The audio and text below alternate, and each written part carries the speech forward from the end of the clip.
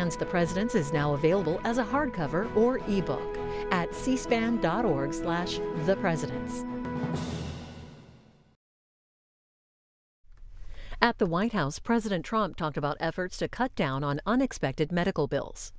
He also responded to reporters' questions about a subpoena presented to his son, Donald Trump Jr., in relation to the Russia investigation, as well as questions about trade relations with China, U.S. policy in Iran, and his relationship with National Security Advisor John Bolton. This is about 45 minutes.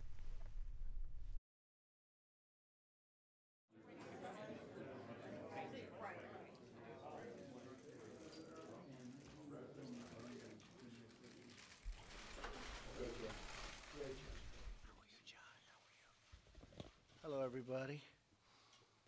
Yesterday, Secretary Azar announced a bold new initiative to require drug makers to disclose the prices to consumers, and it's going to be something I think very special. You may have heard about it, maybe not, but it's the beginning of a plan of transparency, and I think it will have quite an impact. So thank you very much. That was a job well done, everybody.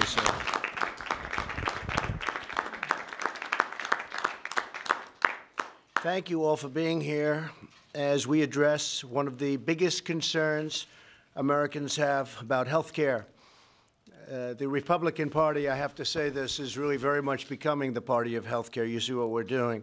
We're determined to end surprise medical billing for American patients, and that's happening right now. I want to thank Secretary Acosta, Secretary Azar, and everybody else in the room for joining us.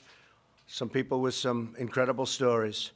Thanks also to Senators Lamar Alexander, Maggie Hassan, Bill Cassidy, John Barrasso, and Representatives Kevin Brady, Devin Nunes, and Greg Walden. Thank you all very much. Thank you.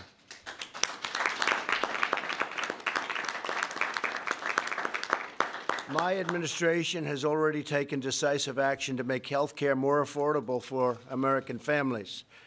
We've vastly expanded lower-cost health insurance plans. That's happening, and it's been an incredible success.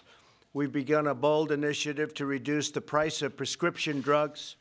And last year, drug prices saw their first decline in 46 years. First time in 46 years that drug prices have gone down, and now they're going to be going down a long way further, including the fact that we may allow states to buy drugs in other countries if we can buy them for a lesser price, substantially less price. And that's going to be very unique. But we'll allow them to go to other countries because the drug companies have treated us very, very unfairly. And the rules and restrictions within our country have been absolutely atrocious. So we will allow them, with certain permissions, to go to other countries if they can buy them for 40, 50, 60% less. It's pretty pathetic, but that's the way it works. For many years, drug companies gave foreign countries better deals than they gave our own country. Now we're making sure that our great seniors share in the discounts given to other countries, and we will always protect patients with pre-existing conditions. Very importantly, the Republican Party will always protect patients with pre-existing conditions. That's the man right there. In my State of the Union address, I asked Congress to pass legislation to protect American patients. For too long, surprise billings, which has been a tremendous problem in this country, has left some patients with thousands of dollars of unexpected and unjustified charges for services they did not know anything about, and sometimes services they did not have any information on. They weren't told by the doctor. They weren't told by the hospitals and the areas they were going to. And they get what we call a surprise bill. Not a pleasant surprise, a very unpleasant surprise. So this must end. We're going to hold insurance companies and hospitals totally accountable. And we're joined today by families who have personally experienced some horrible injustices of surprise medical bills. Drew and Erin Calver from Austin, Texas. Drew, I'd like you to maybe come up, and Erin, to share your story. It's a pretty amazing story. Hi, how are you? Please. Hi. I have insurance, but was still stuck with a highly inflated medical bill. A lot of pain, stress, and fear with that bill looming over us. A highly inflated bill that I shouldn't have to deal with, and we hope that we support the president, that he'll take it. The president's call to Congress to take action and support, pass, end surprise billing, and also create more transparency in terms of medical bills. Thank you. Thank you. Would you like to explain what happened in your billing? Yeah. Because it was sort of an incredible story. Yeah, I had a heart attack 2 years ago and was driven to the nearest hospital. And although I had insurance, I was still billed $110,000. The hospital threatened to send my bill to collections. And so from there, all that stress and the fact that it was highly inflated, I was in shock when I found out some of the real prices, stuff I was charged for. So I feel like I was exploited at my most vulnerable time in my life, just having suffered a heart attack. And so I hope that Congress hears this call to take action, close the loophole, and surprise billing, and let's work towards transparency of the bills. You look very good now. Oh, thank you. Yeah. That's what. Yeah.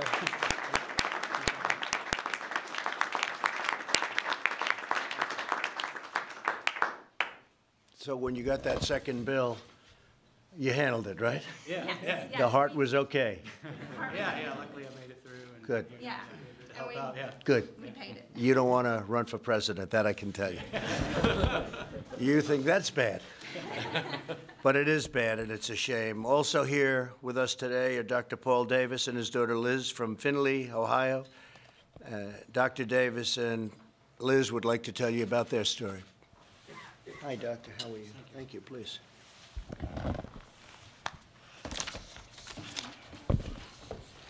Mr. President and honored guests, it's an honor for me to speak to you today. My family, like so many others, was victimized by a surprise medical bill. My daughter, Elizabeth, was charged $17,850 for a urine drug screen. If anyone's interested, I have the bill. You may see it. She had successful back surgery in Houston, Texas, and at a post-op visit, because she'd been given a prescription for a narcotic pain relief that she used appropriately and as directed, he just said, oh, by the way, I would like to get a urine specimen. Fine, she did it. A year later, the bill showed up for $17,850. This type of, this test at best is worth $100. It's really, actually, you can get it for 10 or 20. And this type of billing is all too common, not just among dishonest providers. The problem of improper medical billing affects most those who can afford it least. We must put aside any other differences we have and work together to solve this problem. I'm very pleased to see this issue being brought to the nation's attention, and I thank you. Thank you, Doctor. I see it. It's true. I sort of wanted to check it myself. It's almost not believable. You look believable, but look at that. But he's right. $17,850 for a urine test. Now, the EOB says that they would have paid, if it was in network, $100.92. Wow. Yeah. And that's still an inflated So price. $100 and you paid $17,000. We settled for less, but I won't go how much less, but it's a bizarre story. I'd love to tell you, but I'm told to keep it short. Well, this says it right here. That's terrible. Thank you, sir. Very much. You Appreciate this opportunity.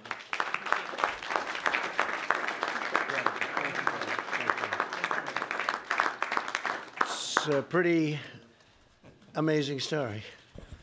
Glad I got to see that, Bill. I don't know. You're a very believable-looking guy. What do you think, Lamar? I think.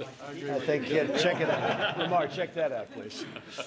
That's pretty incredible. But there are many stories like that. I've heard them for years myself, friends where they just come back and they get a bill that they can't understand it. And we're going to be announcing something, I think, over the next 2 weeks that's going to bring transparency to all of it. And I think, in a way, it's going to be as important as a health care bill. It's going to be something really special. And we're doing a great health care bill if we get the Republican votes during the election in 2020. But this could be something that will have a tremendous impact, maybe a bigger impact than even a very good health care bill, maybe even a bigger impact than when we took away the individual mandate from Obamacare. That was a big deal. But the numbers you're talking about through transparency are tremendous. It's the new thing, and we're going to be announcing it, I think, over the next 2 weeks, and it's going to be very comprehensive. We're also joined by Dr. Martin McCary, a top surgeon at Johns Hopkins University, that's a good place, who has studied this issue closely. Dr. McCary, please come up. Thank you. Hi, Doctor. How are you? Great. Thank you. Mr. President, thank you for listening to the real healthcare experts who are the patients and the doctors, not just the special interests. So thank you.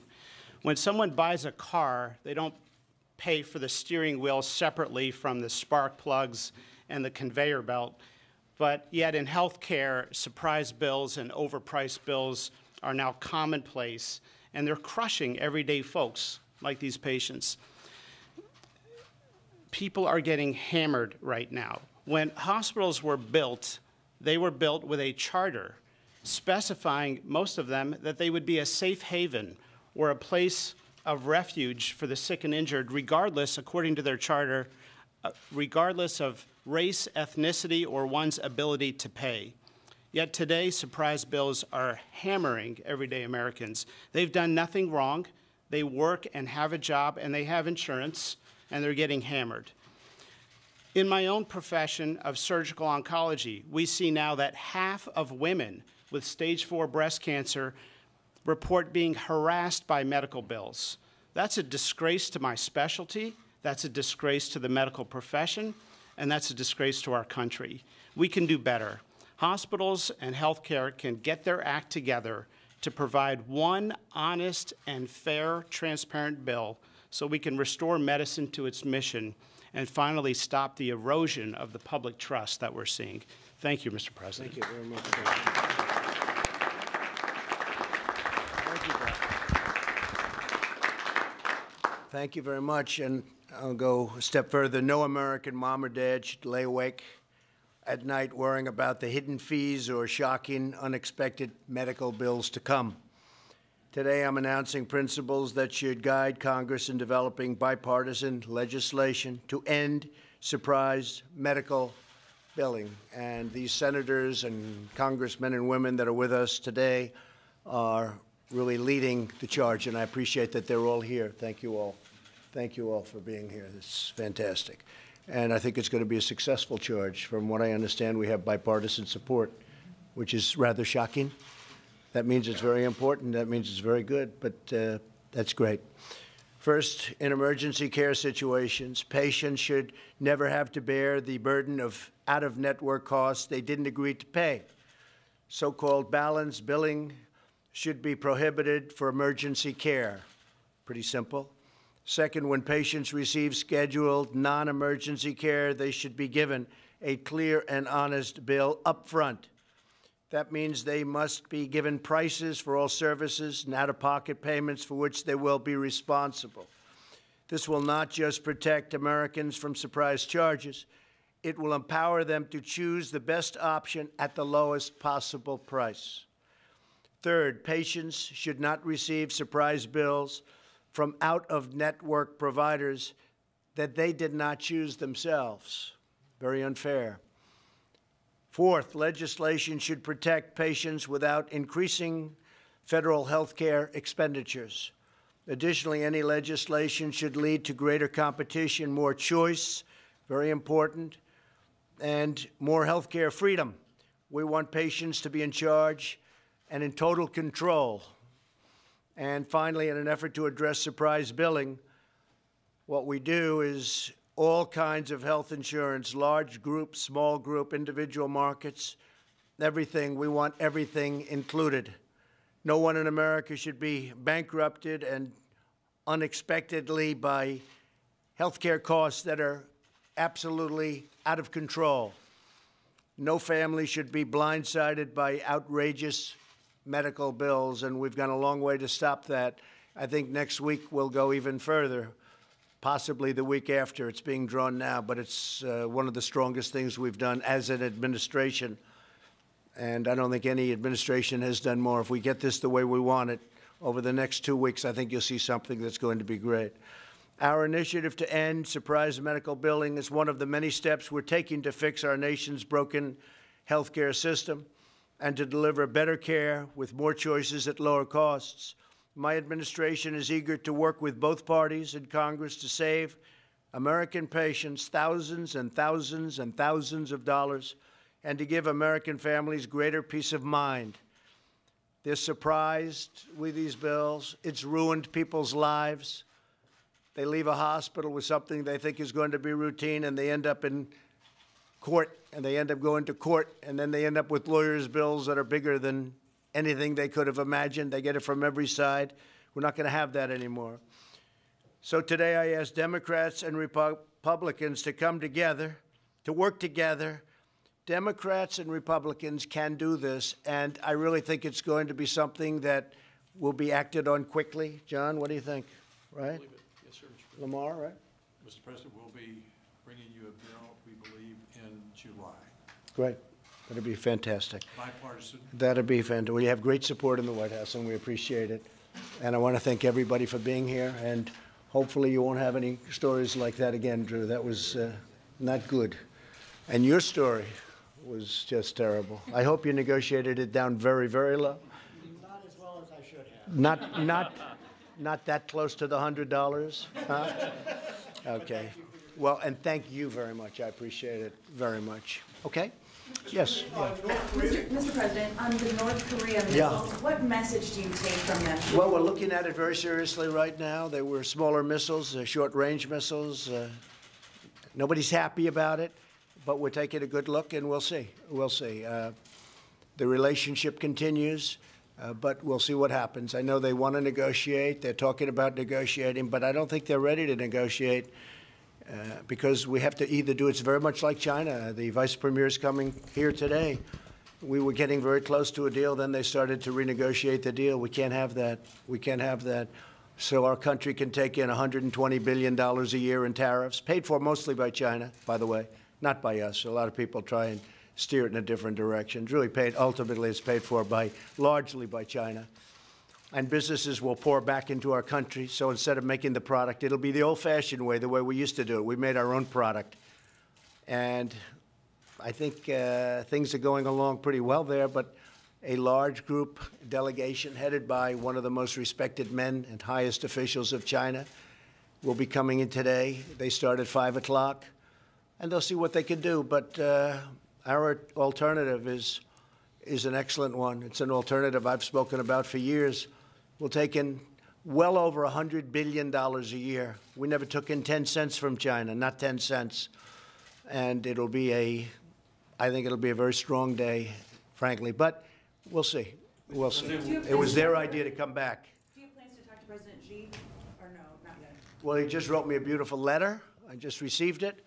And I'll probably speak to him by phone. But look, we have two great alternatives. Our country is doing fantastically well. Our numbers at 3.2. Don't forget, 3.2, the first quarter is always by far the worst quarter, or at least almost always. You look back over the years, first quarter is always weak, and we had 3.2 GDP. Our unemployment numbers are the best in the history of our country. And we're doing well, and our companies are really doing well. Even in Ohio, the great state of Ohio yesterday, General Motors, at my very strong urging, to put it mildly, very strong urging. I wasn't even nice about it, but I appreciate what they did. They sold the beautiful plant, Lordstown. They sold that beautiful plant to a very, very good company that's going to make electric trucks. And that worked, because that was the only thing they could say about our whole economy, Lordstown. They kept saying, Lordstown, Lordstown. And when you had all of these great companies spending billions and billions of dollars coming into our country, they couldn't talk about it. They'd only mention the one plant that was a GM plant from a very long time ago. And now we have a great company going in, going to make electric trucks, very appropriate. Interesting idea, actually, electric trucks. Yes, please. Will you allow Robert Mueller to testify in Congress? Well, I'm going to leave that up to our very great Attorney General, and he'll make a decision on that. But I will say this. Look, the Mueller report came out. It was done at, I guess I'm hearing numbers now close to $40 million with 17 or 18 very angry Democrats who hated Donald Trump, and also everything that they could possibly have at their disposal. There was nobody that was in the history of our country more transparent than me. I said, give them every document, give them every person, let the White House counsel testify. I think he testified for 30 hours. I guess they must have asked him the same question because there wasn't very much to testify about. But I said, let him testify and let him keep him as long as you want. Actually, when I heard 30 hours, I said, that's a long time. But I let him testify. I didn't have to have presidential privilege. I could have stopped everything. I didn't have to give them a document. I gave them 1.5 million documents. I gave them White House counsel.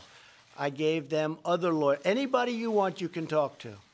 At the end of the testimony, no collusion, and essentially no obstruction. Of course, a lot of people say, how can you obstruct when there was no crime, when there was no collusion? How can you possibly obstruct? I'll tell you, but it's worse than that. It's not only was there no crime, but the crime was committed on the other side. So we're protecting against the crime committed on the other side. So after spending all of that money, all of that time, 2 years, they come up with a report. And Bob Mueller's no friend of mine. I had conflicts with him. We had a business dispute. We had somebody that is in love with James Comey. We liked James Comey. They were very good friends, supposedly best friends. Maybe not, but supposedly best friends. You look at the picture file, and you see hundreds of pictures of him and Comey. And with all of that and other things, he wanted the FBI job. I don't know if anybody knows that, but as you know, he was considered for the FBI job, wanted it. And the day after he didn't get it, he became the special counsel. That's a conflict. And we had other things, but those are tremendous conflicts. Listen to this. Your judge, call him a judge, has a business dispute with me. Your judge has a fantastic relationship with James Comey. Well, he's a part of this. He lied to Congress. He leaked. He's a liar, a leaker. And your judge has a situation where he wanted to become the FBI director. We chose Director Wray instead and told him, I'm sorry. Those are tremendous conflicts. Those are tremendous conflicts. And then he puts on his staff almost all Democrats, many of whom contributed to Hillary Clinton. None of them contributed to me, that I can tell you. And it started out at 13 and went to 18. And these were angry Democrats. These were people that went to her. In one case, went to her. It was supposed to be a party. It turned out to be a funeral on election evening, and was going wild. He was so angry. And this man now is judging me. You had other people made big contributions to Hillary Clinton's campaign. They were angry Democrats in, I think, almost all cases. One of the people worked on the Clinton Foundation as just about the top person at the Clinton Foundation. With all of this, they came back, no collusion. There's nobody in this room, including you, if they were, that's you, John, if we looked at you with $40 million, 18 angry people that hated you, and all of the other things I mentioned, they'll find something. I don't know, maybe John not. Go ahead, finish it. Mueller is also friends with Mr. Barr, and as you're aware, Mr. Barr told lawmakers that he didn't have a problem with Mr. Mueller testifying. I'm going to leave that up to the Attorney General as to whether or not. I think, to me, it looks like a redo. Here's what's happened. The report comes back. It's perfect. It's beautiful. There's no collusion. Nobody even talks about collusion. Do you know, I haven't heard the word Russia in a long time. There's no more talk about Russia. What happened to Russia? The Russian witch hunt? They don't talk because it was so on collusion, which, by the way, is by far, that's the big deal. Because it was all about Russia. So I haven't heard the word Russia. They don't use the word Russia anymore. So there's no crime. There never was a crime. It was a hoax. It was a witch hunt. So this comes back, and it comes back totally exonerating Donald Trump, and a lot of other people. This was a terrible thing that happened to our country. Now, I'll tell you what they are asking. They are asking about how did this whole thing start. That's what people want to know. And I want to tell you, I had an event last night. A lot of you were there. Thousands and thousands of people standing in a field. They've never seen anything like it, meaning even the press. But it's always that way. We've never had an empty seat.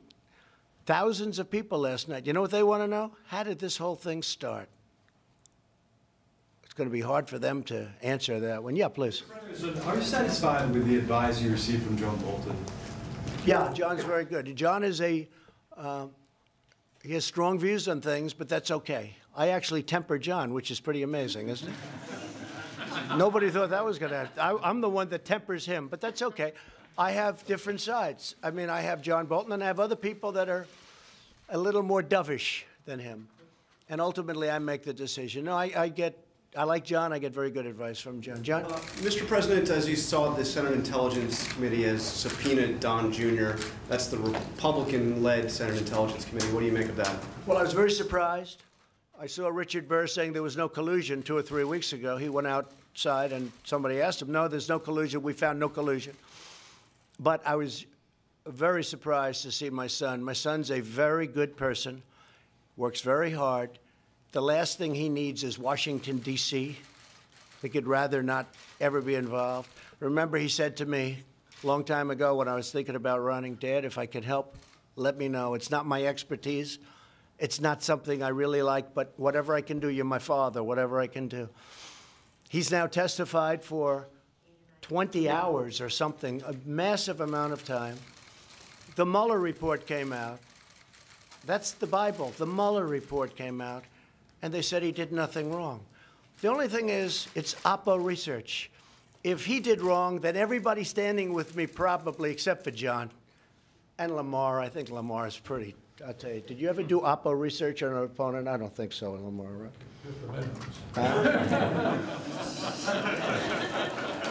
And I know John Barrasso never did opposition research because he's a fine, fine man. But I would say 99% of the rest of the folks. So they didn't, but what they didn't discuss is this woman that came in, who I watched her on the Today Show when it all started. Oh, I'm just an innocent. Well, nobody even knows, although the halls of Congress know her very well because for years she's walked around all over Congress. She came in. And she left, supposedly, GPS Fusion, goes and meets for a short period of time with my son and some other people. They talked about a subject as very well, you know, advertised and put out, which is nothing. It was a nothing meeting. In fact, Jared left. He said, get me out of this meeting. This is a waste of time. She then went back to GPS Fusion. They were the ones that wrote the phony dossier. Why was she going to GPS Fusion? Why did she go back? Then I heard that Don, for a year, made 3 phone calls with an unmarked number. They called it unmarked. And this was a tremendous event because they all knew the fake news. They all know you were fair on that, John. But they all knew that these phone calls, these tremendous phone calls, before the meeting and after the meeting, there were, I believe, 3, right? They all knew that it had to be to his father. Unmarked, it's perfect. So he reported about the meeting and then reported what happened at the meeting.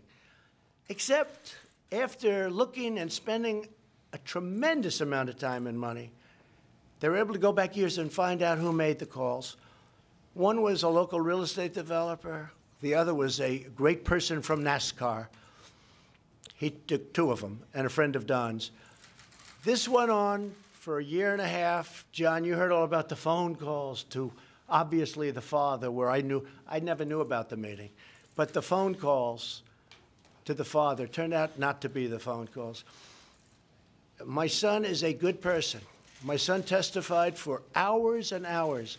My son was totally exonerated by Mueller, who frankly does not like Donald Trump, this Donald Trump. And frankly, for my son, after being exonerated, to now get a subpoena to go again and speak again after close to 20 hours of telling everybody that would listen about a nothing meeting? Yeah, I'm pretty surprised. Should he Please. fight that? Should he fight that subpoena? Oh, well, we'll see what happens. I'm just very surprised. I really am by it. Yeah. What did Iran do to prompt you to send an aircraft carrier to the region? Well, they were threatening, and we have information. We have information that you don't want to know about. They were very threatening, and we just want to have.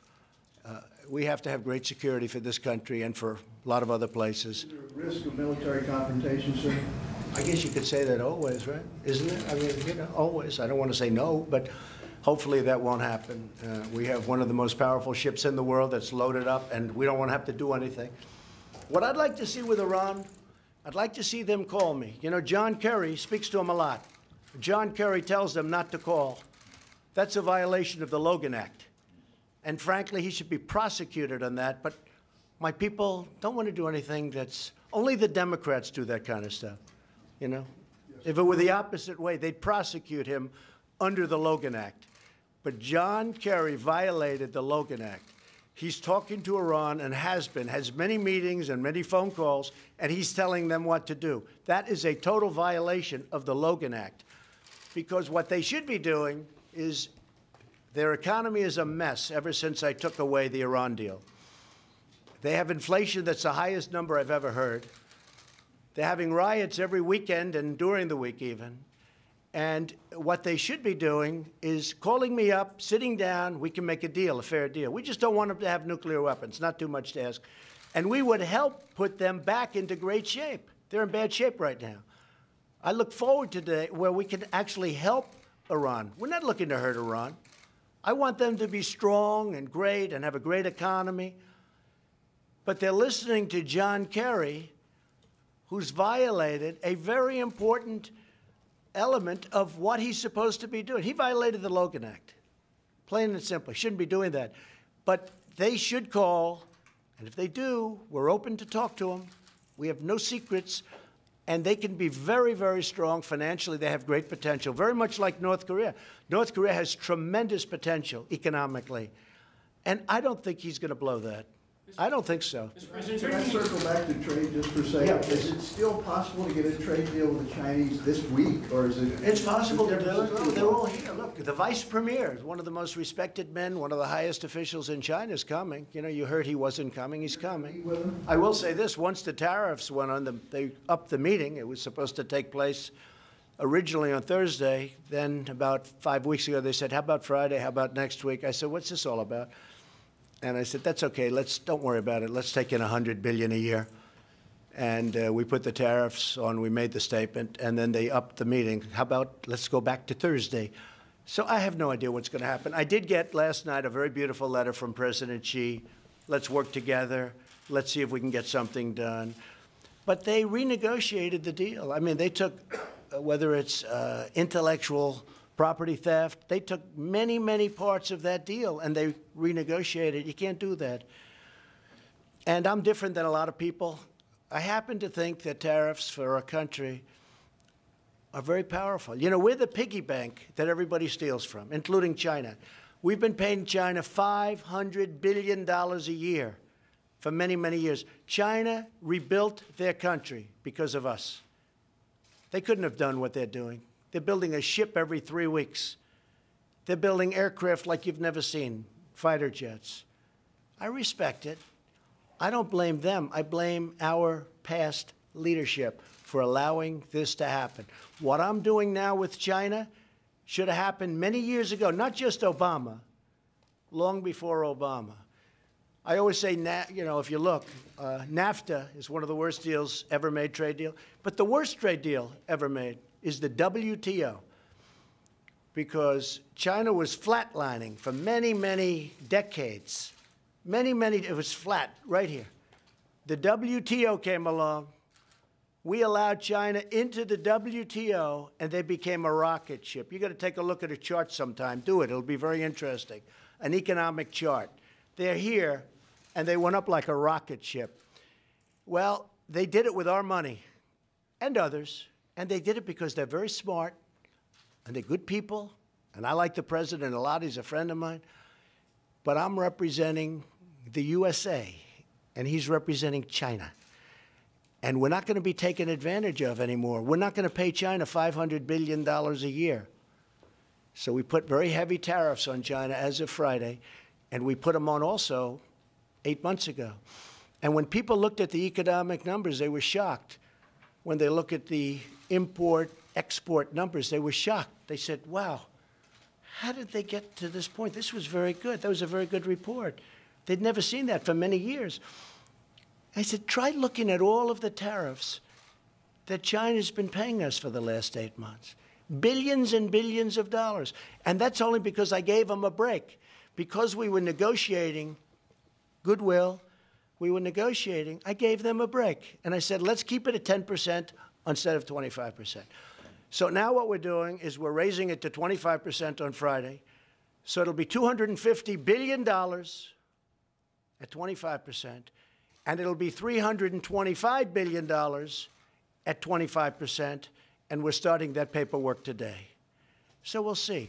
But you know what? As president of our country, we had to do something about it. And as president of our great country, we're going to be taking in more money than we've ever taken in. And all of these countries, many of them have taken advantage of us, including our allies. They've taken advantage of us on trade. They've taken advantage of us on military. We defend all these countries for nothing or for a tiny fraction of what it costs. We take care of NATO. I'm all for NATO. I'm all for NATO. And I think it's just wonderful. But it's different than it was 25 years ago and 40 years ago. And I got NATO to put up an extra $100 billion. Ask Secretary General Stoltenberg. He's like Donald Trump's biggest fan because spending was going down. The contributions that the 28 countries were making, it was heading like a slope down, like a very steep mountain. And then I came, and it went up like China. It went up like a rocket ship, okay?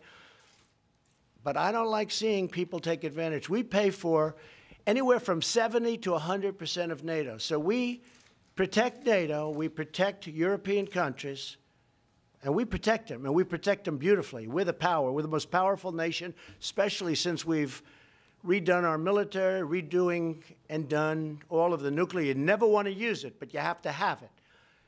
But we've spent, and I thank Congress for this, $700 billion and then $16 billion on our military. Our military, when I came to office, was totally depleted.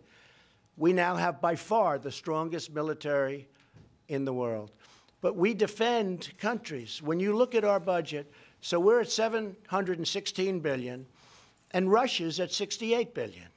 How do you figure that? Because Russia doesn't go around defending every country in the world and not getting paid for it. And you know what? I don't mind not getting paid. If there's a country that's been horribly treated and lots of bad things are happening and they're not a rich country. But when we defend the richest countries in the world and they don't pay us for what we do, and frankly, they go back into closed meetings and they laugh at the stupidity of the United States for doing it. These are countries with nothing but cash. They could very easily, I told the story last night, I picked up $500 million with one phone call to a country, and that's just the beginning. And I've done it with many other countries anyway, but just over the last very short period of time. One phone call that lasted for a period of, I would say, 5 minutes, I picked up $500 million. Because they said, you're not taking care of us. We're taking care of you, but you're not taking care. It's not fair. So really the word is not fair. NATO doesn't treat us fairly at all, but now they're starting to pay. And if you look at Mr. Stoltenberg, he will tell you he's never seen anything like it. $100 billion, and that's a low number. They're paying $100 billion more. But how do you feel about this? Germany. You're supposed to be paying 2%. Germany's paying 1%. They say 1.3, but call it 1% because it really is closer to 1%. Germany pays to Russia billions of dollars a month for the pipeline. And yet we're supposed to be defending Germany from Russia. So Germany is giving the so-called enemy, I don't call it an enemy, I want to get along with Russia, and I want to get along with China because I'm smart. Stupid people don't want to get along. Because I'm smart. This witch hunt hurt us in our relationships with a lot of countries. It was a very expensive, horrible thing for our country. And by the way, should never, ever happen again to a president. 2 years I've been going through this nonsense, and now we have a good report. And now guys like Jerry Nadler, who I fought for many years, successfully, I might add, back in New York in Manhattan. He was a Manhattan congressman. I beat him all the time. And I come to Washington, and now I have to beat him again. Over nothing, over a hoax. And they know it's a hoax. They're smart. Nadler's a smart guy. Schiff is a smart guy. When Schiff goes to the microphone, he's conning this whole country. And he knows that. And he goes back into a room and he talks to his friends and he laughs, because that's the way life is. But our country is doing great. We're going to find out about China tonight. And I think in the end, you're going to be very impressed with the kind of things we're doing. And the reason they were so surprised with the numbers 2-3 weeks ago, not the 3.2 GDP, which everybody was surprised at, but maybe more importantly, export numbers, import numbers, because we have billions of dollars coming to our country that our country never would have seen with a regular president. This should have been done many years ago. And I told President Xi of China, and I tell Abe, who's a good friend of mine, Prime Minister of Japan, doing a great job. I tell him, I tell everybody. I say, I don't blame you. I blame the people that ran the United States, and I blame their trade representatives, and frankly, I blame our presidents, because this should have never happened. We've been losing, for years, close to 800 billion, not million. 800 million's a lot. But we've been losing $800 billion on trade. $800 billion. We're going to stop that. And we've already started. So we have a meeting tonight at 5 o'clock with the top people from China, and we'll let you know what happens. Thank you all very much. Rally last night. Someone in the crowd seemed to say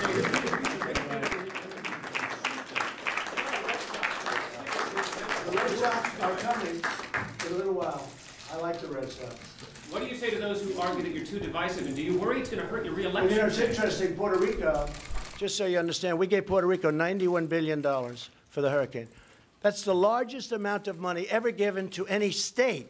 Talking about states in Puerto Rico, a little different. $91 billion. Texas got 30.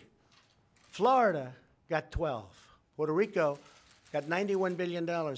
So I think the people of Puerto Rico should really like President Trump. Now, that money was given by Congress, but they got $91 billion. Now, you remember how big the hurricane was in Texas, the largest water dump in the history of our country, they say. 3 times. It went in, went out, went in. Texas got $30 billion. Florida got actually anywhere between 9 and 12. Puerto Rico got $91 billion, and now the Democrats are trying to hold up the money from Georgia, from South Carolina, from Alabama to Florida. They're trying to hold it up. They're hurting Florida. They're holding, what they're doing to North Carolina, to Louisiana. They're trying to hold relief aid because Puerto Rico, which got $91 billion, have to love their president. They want to get Puerto Rico more money. So they're willing to sacrifice Georgia, Alabama, South Carolina, North Carolina, Florida, Louisiana, and other states. The Democrats are doing that. They are very divisive people. Thank you very much. Thank you, President. President Trump announced he intends to nominate Patrick